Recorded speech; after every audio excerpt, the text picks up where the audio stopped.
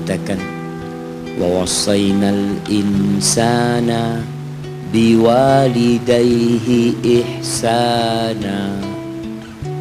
Kata Allah, kami mewasiatkan kepada manusia, memerintahkan kepada manusia agar berbuat baik kepada kedua orang tuanya.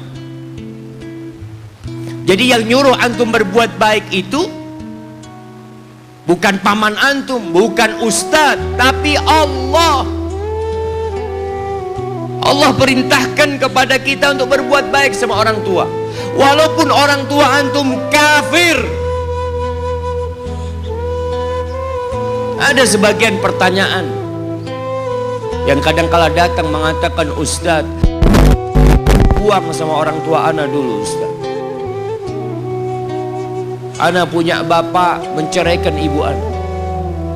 Ibu ana akhirnya bekerja, bapak ana bekerja, ana dititipkan ke kakek dan nenek. Sekarang ketika ana sukses, bapak ibu ana ingin ana berbakti sama dia. Subhanallah, yang nyuruh antum berbakti bukan bapak ibu antum, tapi yang menciptakan antum yang nyuruh untuk berbakti.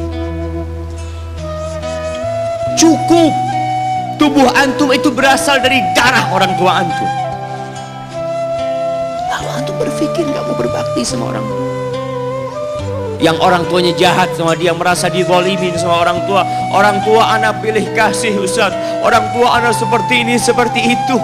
Iya, seburuk apapun orang tuamu, tetap itu orang tuamu. Dan Allah nyuruh kamu berbuat baik sama orang tua.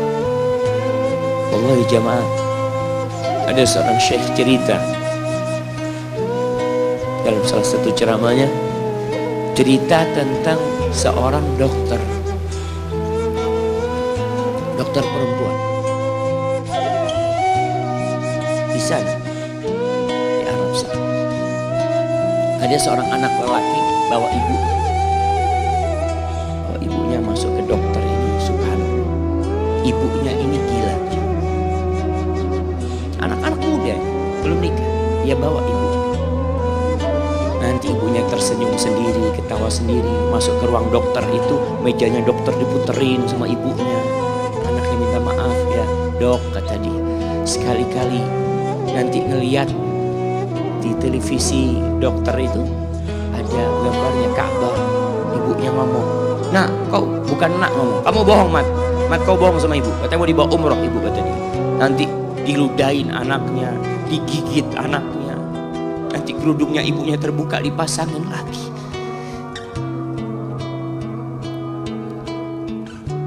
Itu dokter tanya sama anaknya, ini siapa? Ibu anak, kata dia. Sejak kapan dia seperti ini? Sejak lahir.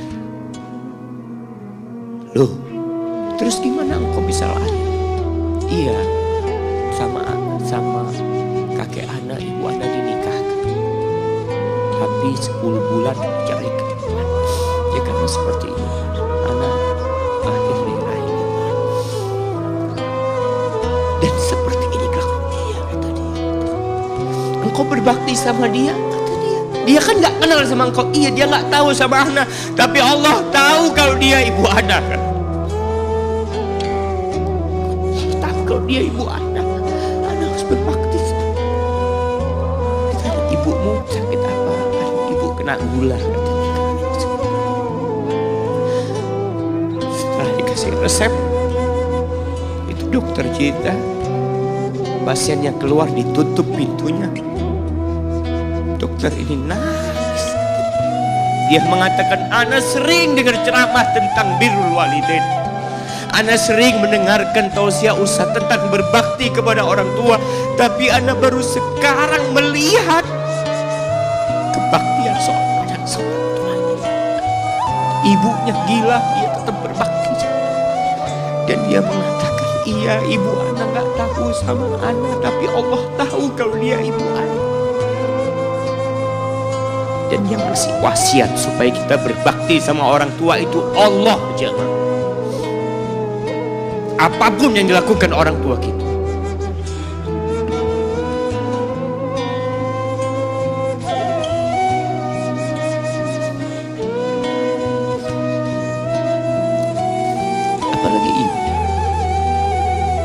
Allah katakan hamalathu ummuhu kurha wa wada'athu kurha. Ibu kita hamil kita itu dalam kondisi yang sulit.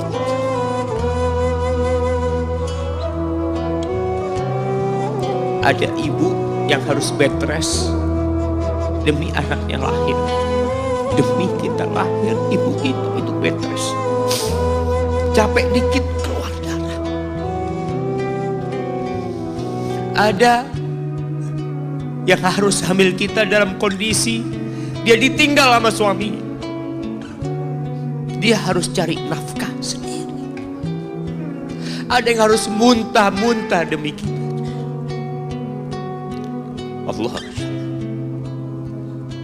Lalu kita berdiri buat ibu kita, capek.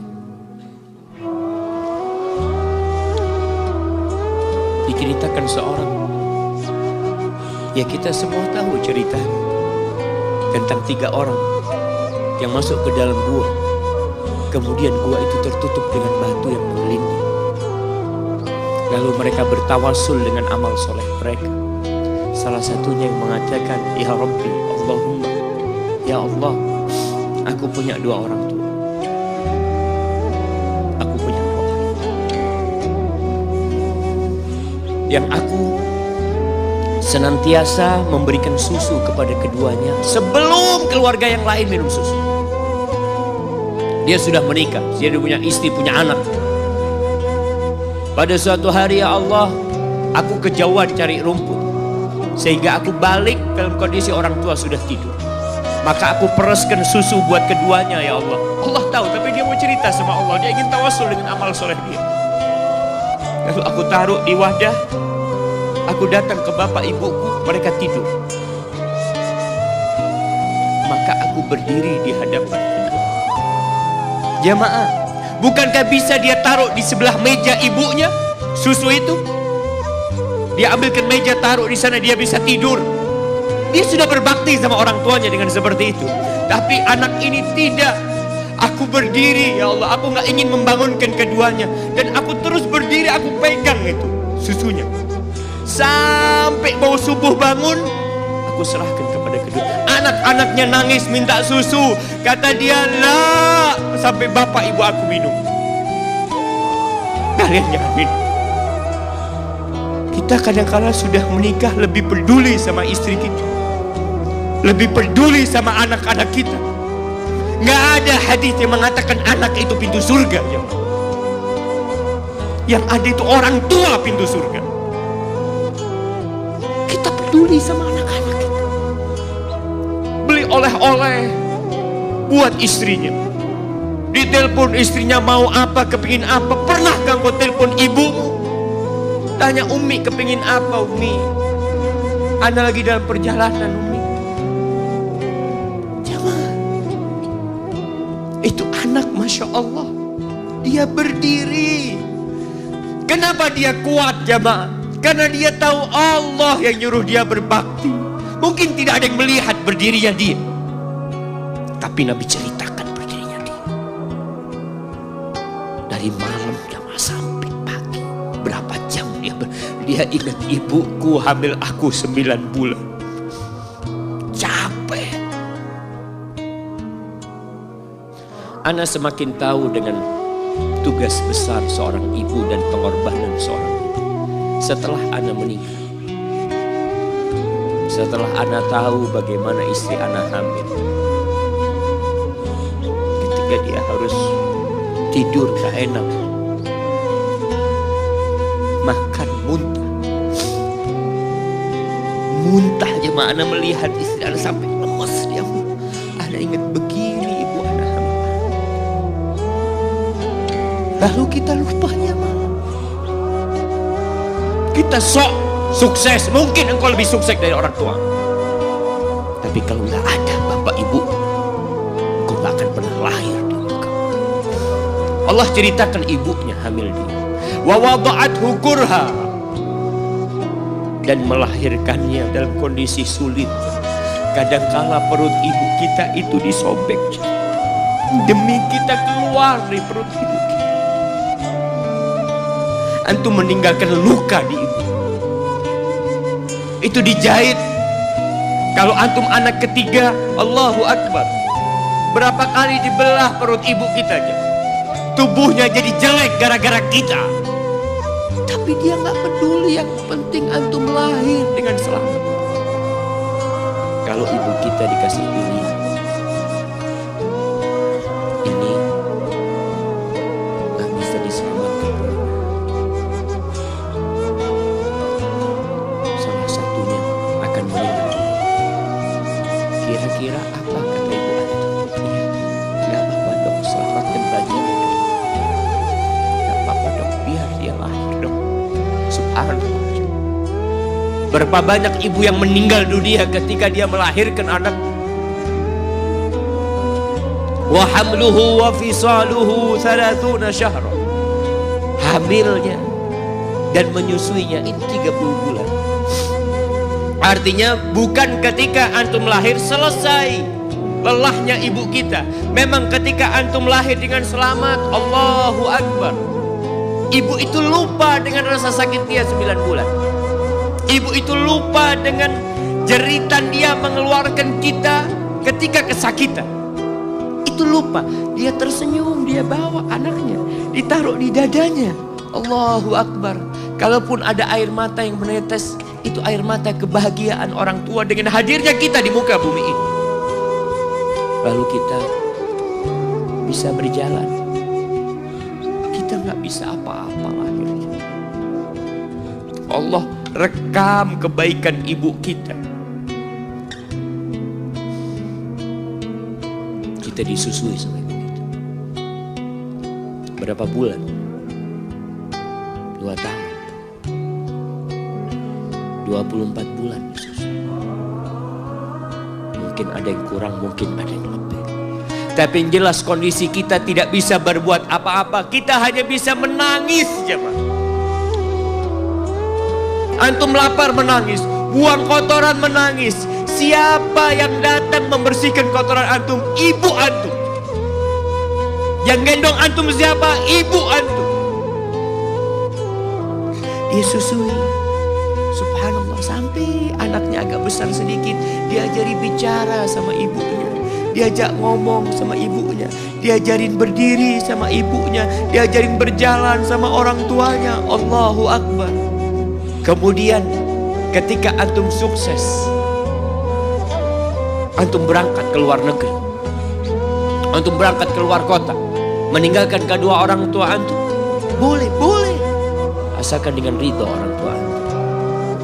Kalau ibu antum telepon, antum di Batu sini kuliah sampai sukses jadi pengusaha di sini, ibu antum di kampung telepon, nah ibu ingin kau balik ke kampung.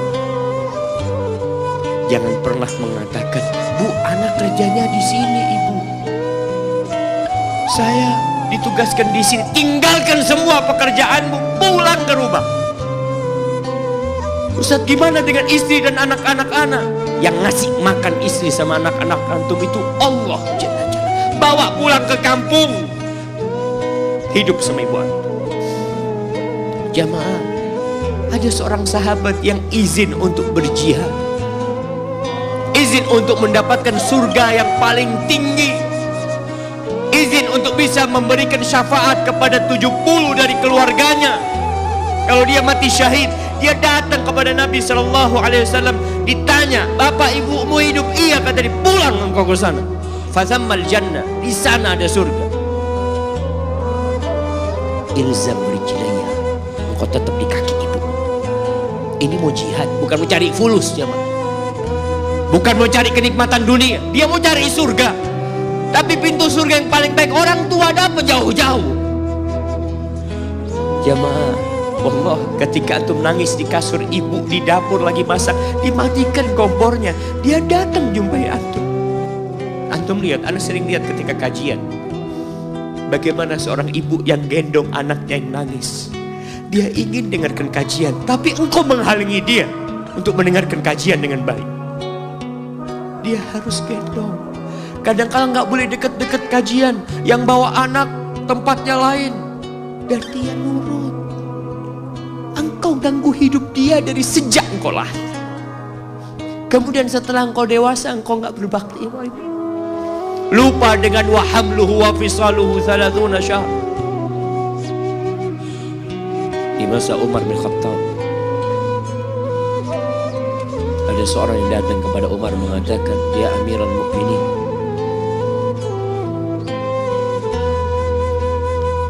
aku ini jadi kendaraan buat ibu. Aku ini yang membersihkan kotoran ibu, dan aku palingkan wajah. Ibuku sudah lumpuh habis, dan aku berusaha untuk berbakti sama. Aturani qad jazaitu. Gimana menurutmu? Apakah aku sudah balas kebaikan ibu?" Kata Umar, "La." Enggak, belum. Ya Amirul Mukminin, bukankah aku sekarang ini telah berbuat kepada ibuku seperti ibuku berbuat kepadaku waktu aku kecil? Artinya sama pekerjaannya sekarang ini. Aku yang menyuapin ibuku, aku yang membersihkan ibuku, yang mengantarkan dia ke kamar mandi. Semua yang pernah dilakukan ibuku, kira-kira sudah aku lakukan semua sekarang. Kata Umar, enggak sama. Ibumu waktu merawatmu ketika engkau kecil, ibumu berharap engkau bisa hidup.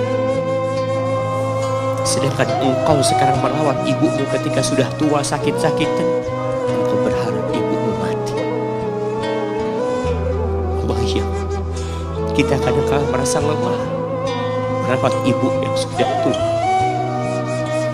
Merasa kadang-kadang, ya Allah, kalau ibu ini meninggal insya Allah lebih baik. Antum mau istirahat. Belum. Suatu hari tatkala Abdullah bin Umar tawaf, ada seorang yang menggendong ibunya. Sambil dia bersenandung mengatakan, "Inni anal ba'iru hal mudhallalu in udhirat rikabuha lam uzhar." Aku ini adalah tunggangan ibuku yang taat dan patuh. Kalau tunggangan-tunggangan lain itu dikagetin, kaget. Aku tidak pernah membuat ibuku kaget di atas punggungku. Lalu bertemu dengan Abdullah bin Umar bin Khattab. Dia bertanya, "Kira-kira aku sudah balas enggak kebaikan ibuku? Aku nih bawa ibuku dari Yaman. Dari Yaman. Mungkin 2000 kilometer. Dia gendong ibu. Sampai melaksanakan ibadah haji semua dia di punggung, ibunya di punggungnya. Dia tanya, aku sudah balas enggak kebaikan ibuku?" Kata dia. Apa kata Abdullah bin Umar bin Khattab? "Wala bi talqatin min talaqati."